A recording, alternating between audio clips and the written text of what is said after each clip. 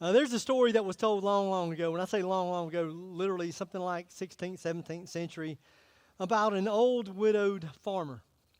And the old farmer and his one and only son labored hard together through the cold winds of winter and through the scorching hot rays of summer with their last remaining horse, which is critically important to them being able to keep up the farm, to have that horse. And parents, wouldn't you know it, this is a teenage son, and one night he forgot to lock the gate of the stable. And when they woke up the next morning, their one and only horse had ran away. And when the people of the village heard what happened, they came to the old man and they said, "Oh, what a tragedy this is. You have truly been cursed, because now you've lost your one and only horse, and eventually you're probably going to lose everything." And the old man looked at those people and he said, "Nah, whether it's a blessing or a curse, we don't really know for sure. You can only read one line of a poem at a time. You can only read one story, one chapter of a book at a time. Whether it's a blessing or whether it's a curse remains to be seen." The next day, the missing horse returned to the farmer's stable, bringing 10 wild horses with him. All the people of the village went right back to that old farmer and they said, "Oh, what? You are truly a wise man. What we thought was a curse really is a blessing. I mean, now you've got 11 horses. So you'll be able to take, 2, 3, maybe even 4 of those horses and do double the work that you did before. And then you'll be able to break those other wild horses and you will make a huge amount of money. You are so wise. What we thought was a curse is indeed a blessing." And the old farmer looked at him and said, "Whether it's a blessing or a curse, no one really knows for sure. You can only read one line of a poem at a time. You can only read one chapter of a book at a time. Whether it's a blessing or a curse remains to be seen." The next day, the farmer's son, his one and only son, mind you, was breaking in one of those wild horses, and he was thrown off the horse, and he was thrown onto a pile of rocks, and he broke his leg. And the people of the village heard what happened. They came and they said to the old man, "What a tragedy this is. I mean, now you don't have your one and only son." And so what's probably going to happen is you'll have to sell all your horses in order to be able to keep up and to pay the bills and to keep the farm up and running. But eventually you'll run out of money, and eventually you will lose everything. What we thought was a blessing indeed is nothing but a curse. The old farmer said, "Whether it's a blessing or a curse, no one really knows for sure. You can only read one line of a poem at a time. You can only read one chapter of a book at a time. Whether it's a blessing or a curse remains to be seen."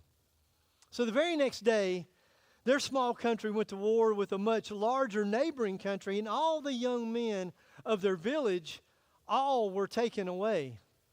And they were all taken to put on the front line. And all the villagers, when they heard what happened, they came and they said, "It is truly a blessing that your son broke his leg. Because he broke his leg, he won't be taken like our sons have been taken.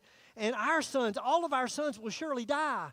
But your son will live." What we thought was a curse is indeed a blessing. And the old farmer looked at him and said, "I've been telling you people over and over and over, whether it's a blessing or a curse, no one knows for sure. You can only read one line of a poem at a time. You can only read one chapter of a book at a time. Whether it is a blessing or a curse remains to be seen." So here's the question for the day.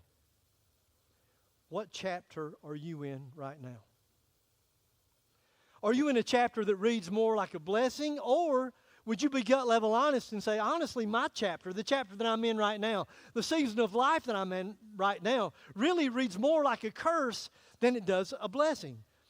And you know what's really difficult? What's really difficult when those of us that are maybe going through some difficult times is when we start to read the chapter that another person is presently living out, right? And so we look at them and they go, "Wow, I wish I had a job. I wish I was secure in my job. I wish I was able to take my education and my gifts and my natural talents and abilities. And I wish I was like that person, because that person is living the dream right now. And I'm struggling. Or maybe you see somebody else's marriage, and maybe you look at their marriage and you think, you know what, I wish I had the kind of relationship with my spouse that he has with his spouse or she has with her spouse. I mean, they look like they have the best communication, the best time together. The difficulty of that is you aren't able to read the chapters that came before that chapter. Maybe you haven't read the previous chapter called Sacrifice.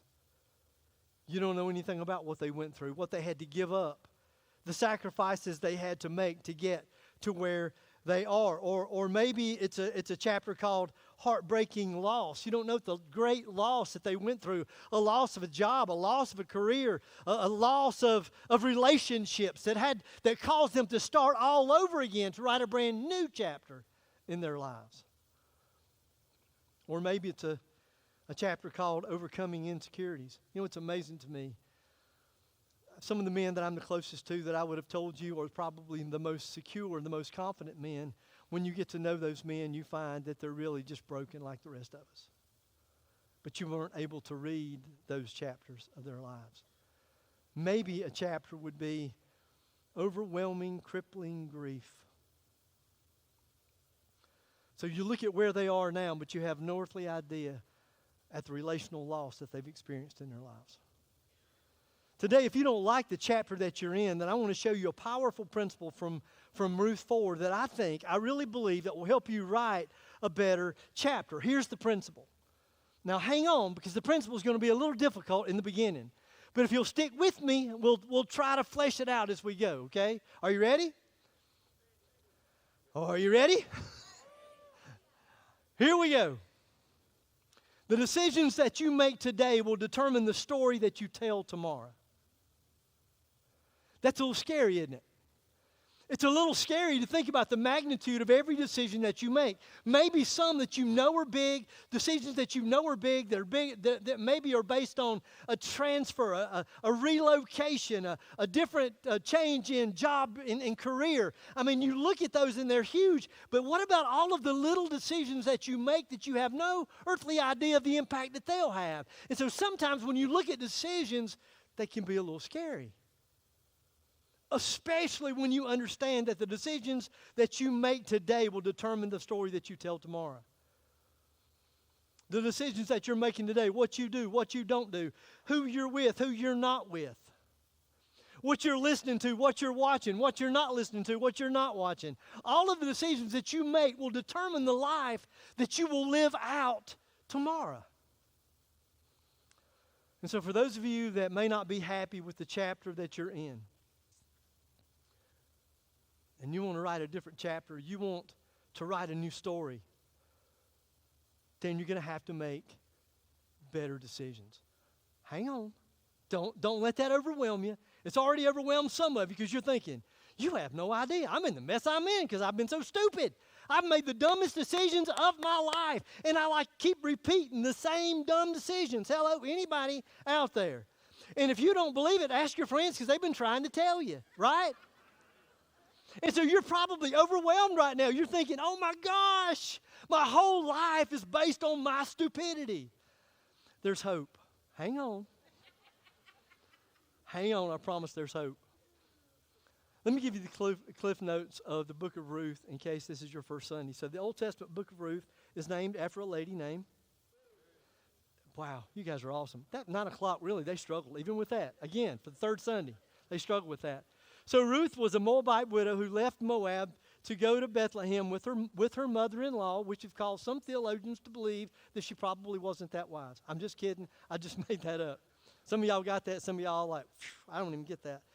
So she turned her back on her God. She turned her back on her God, and she turned toward the God of Bethlehem. And when she got to Bethlehem, she arrives in Bethlehem. She came to Bethlehem without a lot of hope and no resources.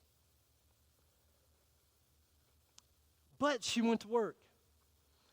Instead of doing what a lot of women, maybe based on everything I read, what most women would have done, and that would have been she had to sell her body. They didn't have that many other opportunities. Without doing that or begging on the street, this woman decides, she makes a crucial decision. She decides to go to work. And she went to work gleaning in the fields of a guy named Boaz. And I love that chapter we were in last week, don't you? Chapter 3 is it just so happens, right? It just so happens, the text says, that she started to glean in the fields of a man named Boaz, who was a man of integrity. In other words, he was really nice. And he was really wealthy. I'm just assuming he was ugly. There was nothing said about his good looks, you know. But let me just say, ladies, right, you've been testifying, I'll take money over looks. Hello? Are y'all out there? Are you with me? If it comes down to it, when you're young, you want looks. When you get old, I'll take the money. In fact, your theme might be show me the money. That might be it. So Boaz met Ruth and he admired her. He admired her for her character. He admired her for her integrity, and he admired her for her work ethic. Everything seemed to go really, really good. Their conversation was good. He made her laugh, and she made him feel special. I mean, they really hit it off. I mean, they connected on the deepest level, and then he totally ghosted her. Like, there was no follow-up text, no phone call, no like, hey, did you get home safe? How about a coffee next week at Starbucks? I mean, there was absolutely nothing. So on the advice of her not-so-wise mother-in-law, who gave her some really weird instructions, she went to Boaz and encouraged him. I got tickled at myself when I was writing this. I thought encouraged him. She was laying at his feet during the middle of the night. Can I just say, whoa, I don't know if encourage is the right word. It's just a word. To encourage him to do the right thing. To define the relationship. And if you want to know how she did, then you're going to go home and read chapter 3. I made it through that. I'm not going through that again. I'm just saying. And if you're wondering, I'm brand new, what does it mean? You go home and read chapter 3. I'm telling you, you will never look at the Bible as being boring and dull again, I promise. So anyway, she kind of proposed to him, and she almost asked him if he would be willing to be something that Ruth calls a kinsman redeemer. And a kinsman redeemer is someone who would take the responsibility to protect and to provide. Now, it's supposed to be, according to their law, the closest relative. Most of the time, it was the brother of the dead husband. So his responsibility was, I'm going to take my brother's wife, and it's my responsibility, it's my spiritual obligation, actually, to provide for and to take care of her. And the good news is that Boaz wanted to be her kinsman redeemer. The bad news is that there was another family member who was more closely related. So Houston, we have a problem. Does anybody even know what Houston, we have a problem means? We have anybody old enough that goes, yeah, I got that. The rest of you young bucks, just talk to an old person after the service.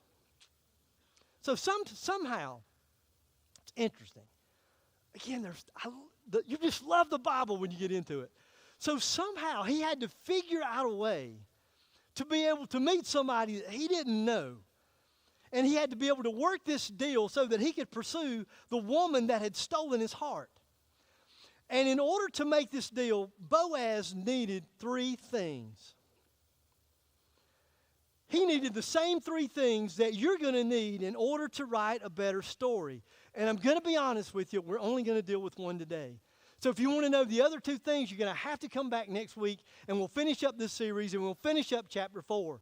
So the first thing that Boaz needed, if he was going to write a better story, if he was going to write a new chapter, if it was going to be maybe a chapter of love and romance and meeting the right person, then what he needed was the providence of God. What you're going to need if you want to write the next story, a better chapter, if you want to take a curse and turn it into a blessing, that what you're going to need is the providence of God working in your life. And so some of you are thinking, what is the providence of God? Well, it's whenever God uses natural circumstances to bring about his supernatural will. Come on, somebody. When you look at the book of Ruth, according to all of the really smart theologians out there, they will tell you there are no miracles in the book of Ruth. And they're right to a degree. There's no parting of the Red Sea. There's no raising of the dead. I mean, there's no turning water into wine. There's no healing of blind eyes. There are not no supernatural, over-the-top kinds of miracles. However, but you do see the miraculous providential power and hand of God, and where and how he uses these natural circumstances to bring about his supernatural will. And we're going to see this in chapter 4. You ready? It's going to be good. You ready? Chapter 4, verse 1. Here's what it says. Meanwhile, Boaz went up to the town gate. So let's just stop just for a second. Make sure you understand what happens at the town gate. That's where all the business deals were done. That's where the businessmen gathered. That's when there would be the buying and the selling of land. That's where there would be negotiations would take place at the town gate. And so it says, meanwhile, Boaz went to the town gate and sat down just as. I love this. Don't you? I said, I love this. Don't you? Oh, you're a little slow. You're not really trusting me, are you? Meanwhile, Boaz went to the town gate and sat down just as. It just so happens. It just so happens that he went to the town gate at the right day, at the right time, to meet the right person. Here's what it says. Just as the guardian redeemer he had mentioned came along. So it just so happens that he came along. So maybe this ain't the parting of the Red Sea. Maybe this is not, turning water into wine. But I'm telling you, when you look at the story, it's a miracle. It's the providential hand of God, the miraculous, providential, supernatural power of God at work through natural circumstances to bring about God's supernatural will. It's kind of like, it's the theme of this little book, this Old Testament book. And I really worked hard to try to name a theme. We have a team, a creative team, and they'll ask, well, what's the theme of this particular series? And like with this one, I'm not kidding you. I thought, I'm not sure. I mean, I know what the books say, but that doesn't really feel like what you ought to say, the providential power of God. I mean, what is it? So if you'll go back and you'll look at all of it just so happened moments and the decisions that were made in those moments. Like that's the defining moments in the book. That's what changed one chapter to turning a new leaf to a new chapter. What if Naomi hadn't decided to return to Bethlehem? Well, actually, it all started with a bad decision, didn't it? So if you go back to chapter 1, the reason that they left Bethlehem and the reason that they ended up in Moab was because Elimelech, he made a bad decision. And it was a bad decision because God said, I don't want you hanging out with the Moabites. They serve a God that's just nasty and cruel. And they're making sacrifices, child sacrifices to their God. I don't want you hanging out with those people. But a desperate man, a desperate husband, a desperate father said, my family is starving to death. And he made the best decision that he could. And I love that about this book. Because it doesn't matter how bad sometimes we mess things up. Y'all with me? God can take even our bad decisions and turn them into something beautiful. If, y'all with me? If we're willing to turn away from Moab and to turn to Bethlehem. So what if Naomi hadn't made that decision? And it took her 10 years to make it, just so you know. I mean, she was a little slow. You with me? Maybe she was scared to go back home. I don't know.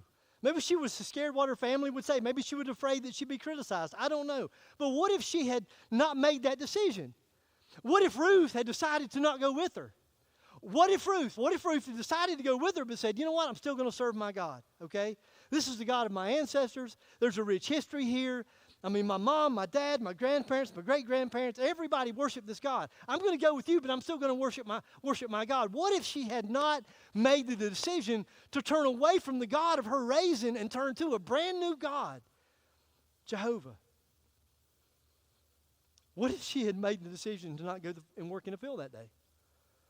What if she had said, you know what I'm going to do? I'm going to call the ladies in the neighborhood, and we're going to gather together. We're going to have a Bible study at my house, and we're going to have prayer time. And so we're going to begin to pray. I want them to anoint me with some Crisco or something, anoint me with some oil. I probably shouldn't have said that. I'm sorry. They're going to anoint me with some oil, and then they're going to pray over me, and we're just going to pray that God will supernaturally provide. What if she had done that? What if she said, I'm not going to the fields? But she did go to the fields. What if Boaz had not been there the day that she went? Like, what if she had gone, but what if she went on the wrong day? What if? What if Boaz had not gone to the city gate on that particular day? What if he had been off by day? What if he had been off by a couple of hours? It's amazing, isn't it? All these decisions led to being at the right place at the right time to meet the right people.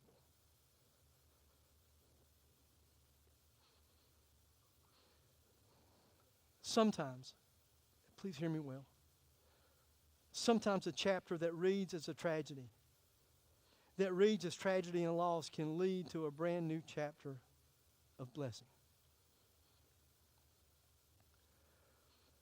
If you've been here for any amount of time, you've heard me tell this story a time or two. My dad died when I was 10 years old. And that was a chapter of loss that led to a chapter of bitterness. I was very bitter and I was very angry at God for a very long time. For about 10 years. I didn't understand how a God of love, that's what I heard, it's what they told me at church, he was a God of love, and I didn't understand how a God of love could have possibly taken a 10-year-old boy's dad away from him. When my dad died, my life radically changed. I mean, we were, I would say, a pretty solid middle-class family, and my mom was 50 years old, didn't have a high school education, and life changed for me radically. My dad was the breadwinner, and my dad was gone. He wasn't around anymore, and I had to go to work at a very young age, and I'm telling you, with every passing year, I became more bitter and more angry. We were living in Lancaster, South Carolina, and no, it is not Lancaster. It is Lancaster.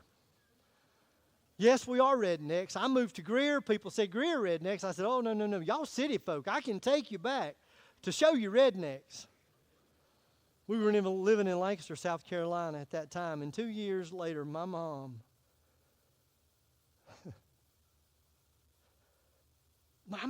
made the most critical of decisions.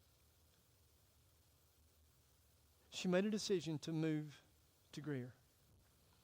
My sister, who's 13 years older than me, she was living here with her husband. My mom and my dad, all their people were from Travelers Rest. And basically she made a decision, son, we're going to move back to my home. If my dad hadn't passed away,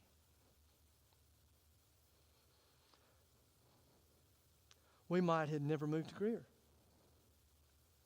If we hadn't moved to Greer, then I would have never met the beautiful and talented Karen Renee Hamby, the love of my life. I remember the first time. Y'all have heard me tell it way too many times, right? I remember the first time I saw her, she was on the back of a dirt bike, and she was on a dirt bike, and she was coming across these hills and that long blowing hair, and I said, I'm in love. I was 12 years old, and you think I'm crazy. I started loving her that day, and it's never stopped. What if my mom hadn't made that decision? What if she hadn't made the decision? It seemed like just a maybe not such a critical decision, but what if she hadn't made the decision to move to Greer? I would have never met Karen. If Karen and I had never met, then we wouldn't have fallen in love, and we would have never gotten married, and we would have never had two beautiful, incredible children. We would have never had Emily Elizabeth Marie or Katie Leanne. My girls that have been the greatest gift that God's given me outside of salvation and outside of my own wife. I mean, those girls they've been everything to me. They've loved me. They've encouraged me. They've been my greatest cheerleaders. That would have never happened had my mama not made a critical decision when I was 12 years old to move us from Lancaster to Greer.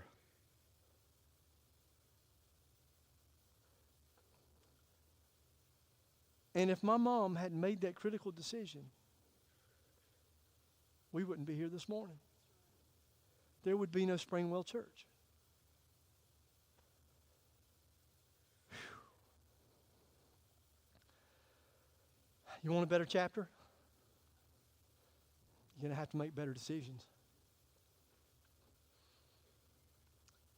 The decisions that we make can make a huge difference on the next chapter of our lives. Let's read on. So Boaz said, he said, come over here, my friend, and sit down. So we went over and sat down. And the word friend here, let's just be honest. If you look at it in the Hebrew, it's not a really flowery, pretty kind of word. He said, my friend, really it means Mr. No Name. That's what it means. Mr. No Name. So this guy, I mean, he's not even going to be dignified enough to be given a name. Mr. No Name. And the text says, just as Mr. No Name showed up. So it just so happens that he showed up. So did Boaz get lucky? Was this a coincidence? Well, this is where God uses natural circumstances to bring about his supernatural will.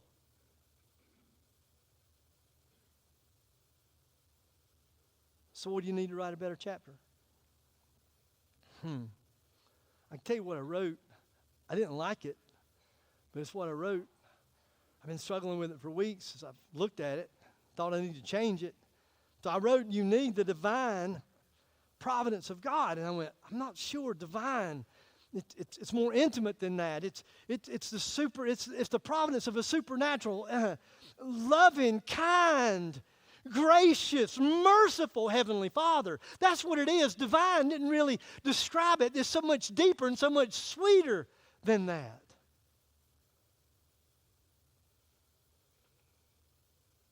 But you have to ask the question, right? You have to ask the question. If you read this book, and it's become my favorite book of the Bible. It really has in the last 6 months. What would have happened if Naomi and Ruth and Boaz hadn't made the very critical decisions that they made? So how can you tell if you're making the right decisions? Because that's where some of you right now are a little bit crippled. You're crippled because maybe you're at a crossroads right now in your life. Maybe it's a career change. Maybe it's a relational change. I mean, who knows? There could be tons of things. And you're right now so caught up in, what if I make a mistake, right? So how do you know if you've made the right decisions? Well, thank you for asking. Let me show you how this is spelled in Hebrew. So divine providence in Hebrew is spelled just like this. And if you want me to pronounce that, it ain't going to happen. I got nothing. I mean, Greek is difficult enough. Hebrew, to me, seems to be more difficult to pronounce. In the Hebrew language, just so you know, you read everything from right to left. Now, obviously, in English, we read from... I'm worried right now. I'm a little concerned. It's not a trick question. It's really not. English, we read from left to right. There you go. I knew you knew it. Y'all were scared like. I would say that the providence of God is like reading Hebrew.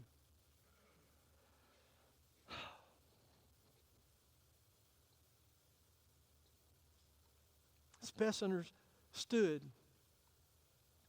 when read backwards.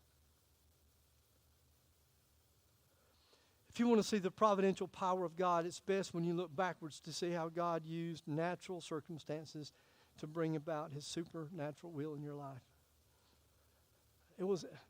Last year was a really cool year for me, spiritually speaking. God and I had some just really cool, sweet, intimate times. And it was walking on the beach that really God began to process this for me. That I began to process where my life would have been if my mom hadn't made a critical decision. Wow. If you just read Ruth 4 to the end, just Ruth 4, chapter 4, it would appear as though Ruth had a pretty easy life. You would think, wow, this is cool. So she met a man that fell in love with her and was willing to pay whatever price he needed to pay in order to be able to be in a relationship with her. Wow, such a sweet story. You might have titled Ruth 4 as The Blessed Life. But you can't understand chapter 4 without reading chapters 1, 2, and 3. And if you're going to title some of those previous chapters, you might have called chapter 1 Tragically Widowed. Maybe you would have looked at it differently and called it Audacious Faith, or maybe Busted Flat in Bethlehem. And I think about Janis Joplin. Anybody know? This is in my head. Busted Flat in Bethlehem. I'm sorry. That's what I think of. It has nothing to do with the message at all. It's just what I think about. And so if you find yourself hoping for a better chapter, you might want to start by looking backwards. And that's what God did with me on the beach that day. As I started to look backward at all of these, what appeared to be insignificant, maybe small decisions that 100% changed the trajectory of my life. I don't even know if we would be here this morning if my mom hadn't made that one decision.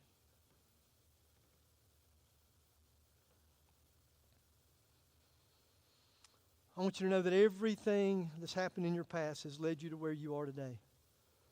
And one day, maybe not today, but one day you'll look back and you'll think, oh, wow, this is how God used it.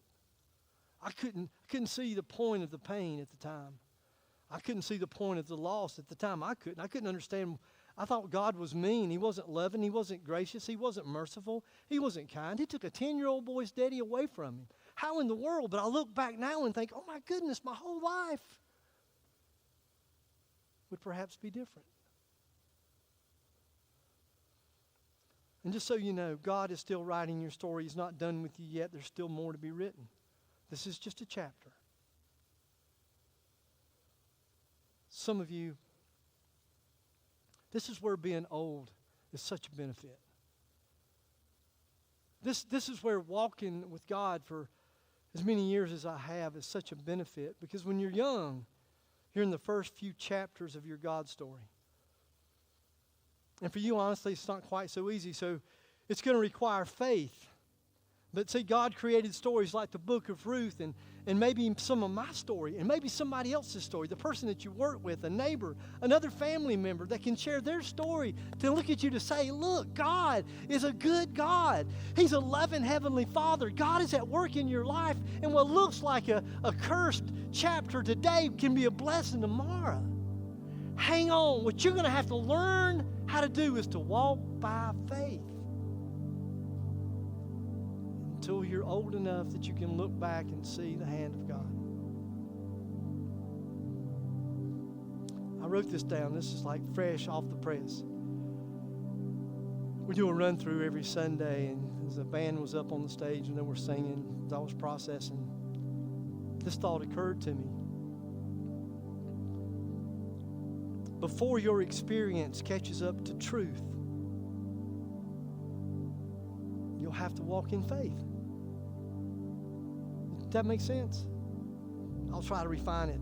I think I'm going to repeat it maybe sometime in the end of September. I'm going to repeat it again as I begin to talk about the difference between worship and praise, and how worship is based on who God is, and praise is based on our response to who God is. See, praise is not going to be genuine or authentic if you hadn't had some bad chapters. You're never going to be able to raise your hand, or you'll never be moved spiritually or emotionally until you know God as healer, until you know God as sustainer, until you know God as provider. Come on, somebody, are you with me? So those of us that have gone through some difficult times will be able to look and say, oh, you can trust Him. My life has been a life built upon how God has taken natural circumstances and did a miraculous work to bring about His supernatural will in my life. I'm where I am today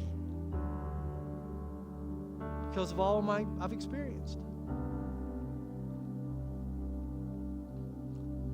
So if you're hoping for a better chapter, then you're going to have to make a better decision to trust and obey. So maybe here this morning you say, Scott, I'm a follower of Jesus, but man, I'm discouraged. I'm afraid that my chapter right now looks more like a chapter of being cursed, than a chapter of being blessed. and I'm struggling. You know, I did this during the first service, and I thought, when I was doing it, I thought, I probably should have everybody to bow their head and close their eyes, right? Like, who wants to raise their hand and to say, I'm struggling? Especially when you're saying, I'm struggling with my faith. It's a difficult, dark time. It's a tough chapter. It's a difficult season. But shouldn't this be the place where we embrace each other? That we can be open and honest with each other and say, man, here's where I am. And so if you would just say, this is just one of those dark chapters for me, and I need prayer, would you slip up your hand? Awesome.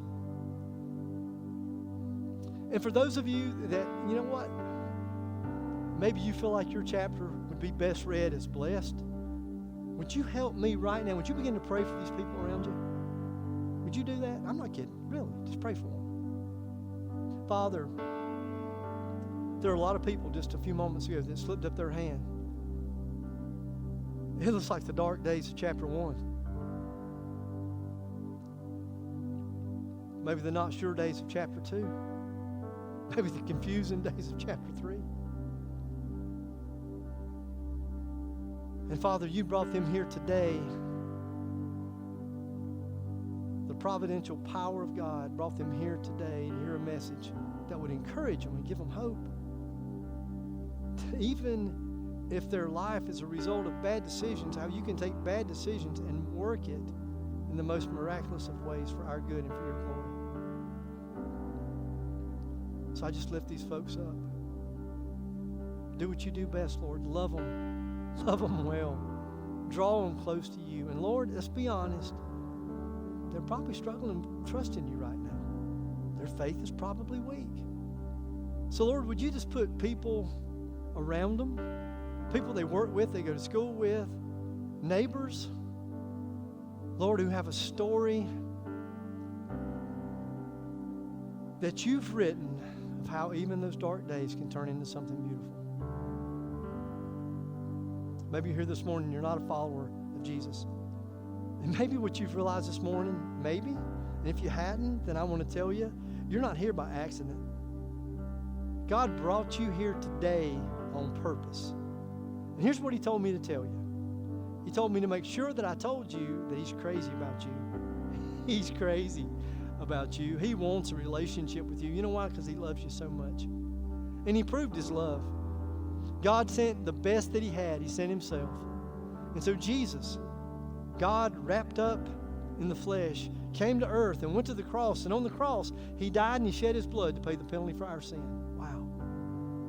And on the third day, he was raised from the dead. And you know why God went through all that trouble? Just because he wants to be in a relationship with people like me and you. So if you're here this morning, you're not a follower of Jesus, and you'd like to be, then it's a simple prayer. There's no magic to the prayer. There's no magic to you repeating my words. It's an attitude of the heart that this morning you're willing to just fully surrender your life to Jesus. So maybe you'd pray a prayer something like this. You would just simply say, you'd start off by saying, Father, forgive me of my sin. Forgive me. Then maybe you just tell him, you know what, God, I believe. I believe in you. I don't understand it all, but I believe. I can't thank you enough. I can't comprehend the kind of love that would be willing to die on a cross. I believe you're alive and well. So I'm asking you to forgive me of my sin, and I'm asking you to be my Savior. To the best of my ability, I surrender my life fully, completely, and totally to you. Lord, we love you. Thank you, Lord, that you, I guess honestly, Lord, you took some big risk in laying out the truth in your word. And you told the good, the bad, and the ugly. You told victorious stories, Lord, of when your kids made great decisions, and you told other stories, Lord, when we made some stupid decisions, and yet, God, how you turned even those bad decisions into something beautiful. Thank you for the encouragement of your word. We love you. It's in your name we pray. Amen.